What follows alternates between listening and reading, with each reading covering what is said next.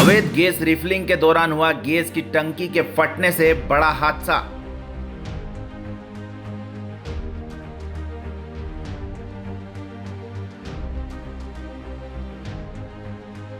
पीथमपुर की छत्रछाया कॉलोनी में हुआ यह भयावह हादसा।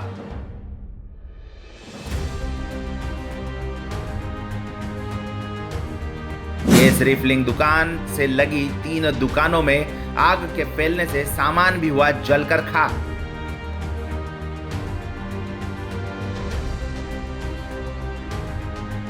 इस हादसे में जनहानि तो नहीं, लेकिन दे दिया है बड़ा सबक।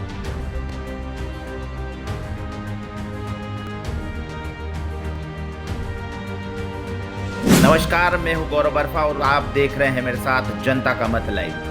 जहां पीथमपुर के सेक्टर 1 में स्थित छत्रछाया कॉलोनी में दोपहर को गैस के सिलेंडर के फटने से भीषण आग लग गई। दरअसल यह भयावह हादसा गैस रिफिलिंग के दौरान घटित हुआ।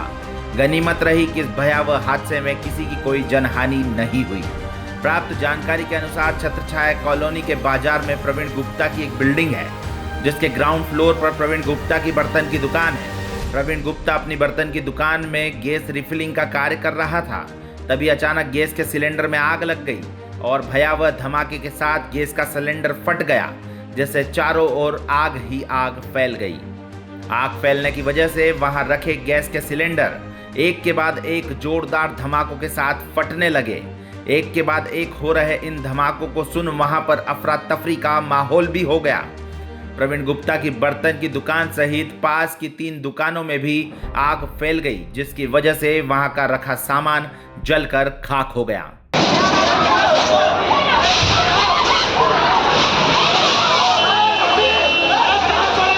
वहीं के रहने वाले एक शख्स ने बताया कि यह हादसा गैस की रिफिलिंग के दौरान टंकी में आग लगने की वजह से हुआ है।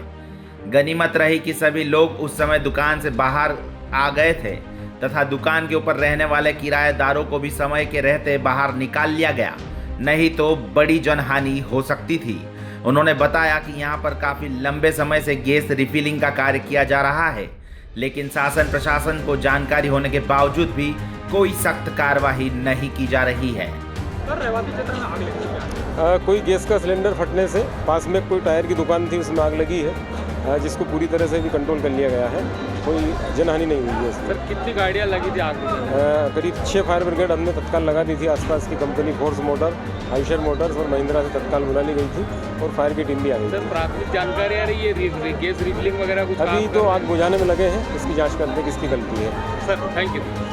इस टंकी ब्लास्ट की सूचना जैसे ही प्रशासन अधिकारियों को लगी तो तत्काल मौके पर थाना प्रभारी संतोष दूधी तथा पीथमपुर नगर पालिका के सीएमओ निशिकांत शुक्ला मौके पर पहुंचे और मौके पर तत्काल दमकल की गाड़ियों के साथ नगर पालिका के टैंकरों से पानी का छिड़काव करके आग पर काबू पाया गया। देखिए, छत्रछाया कॉलोनी में कोई खंडेलवाल का मकान है और इसमें गैस की टंकी के विस्फोट होने से आग लग गई थी, जिसे नगर पालिका ने और फायर फाइटर ने मौके पर पहुंचकर तत्काल उस पर काबू पाया और ये भी ज्ञात हुआ है कि ये अवैध रूप से जो है वो टंकियां भरने का काम करते थे, जिसके कारण ये दुर्घटना कारित हुई है। सर, क्या कार्रवाई होगी सर? देखिए, इसमें जो भी नियम संगत कार्रवाई होगी वो बिल्कुल होगी और भविष्य में इस प्रकार की पुनरावृत्ति न हो, इसका हम विशेष रूप से ध्यान रखेंगे। रहवासी क्षेत्र में इस तरह की हरकतें, इस तरह के जो गतिविधियां करना वैसे भी प्रतिबंधित है। हम अपने स्तर पर कार्रवाई कर रहे हैं। सर, कितने दमकल गाड़ियों से आग काबू की? लगभग 5 फायर फाइटर जो हैं और नगर पालिका के लगभग 10 टैंकर जो आए थे। जैसा कि आपने देखा होगा, नगर पालिका की गाड़ियाँ सबसे पहले मौके पर आ गई थी, उन्होंने उस पर काबू भी पा लिया।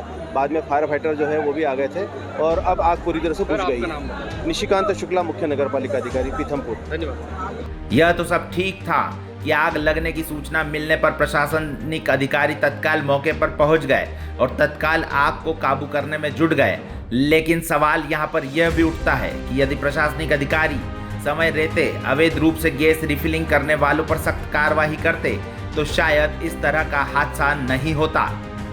यहाँ ईश्वर का भी धन्यवाद है कि इतने बड़े गैस की टंकी ब्लास्ट मामले में किसी की कोई जनहानि नहीं हुई, अन्यथा वहां पर प्रशासनिक अधिकारियों को जवाब देना भी मुश्किल हो जाता। जनता का मत लाइव तमाम जिम्मेदारों को अपनी जिम्मेदारी समय समय पर याद भी दिलाता रहता है कि अभी भी मौका है, समय रहते अवैध गतिविधियों को रोका जाए, अन्यथा भविष्य में होने वाली घटनाओं का कारण अधिकारी बन सकते हैं।